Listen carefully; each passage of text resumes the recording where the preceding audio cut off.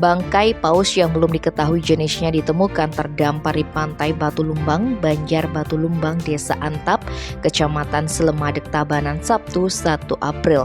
PLT Kepala Badan Penanggulangan Bencana Daerah Tabanan, Inyoman Srinade Giri, Minggu 2 April menyebutkan setelah dievakuasi bangkai paus itu langsung dikubur. Saat diukur oleh tim BPBD, panjang paus diperkirakan mencapai 5 meter dengan berat di atas 2 ton.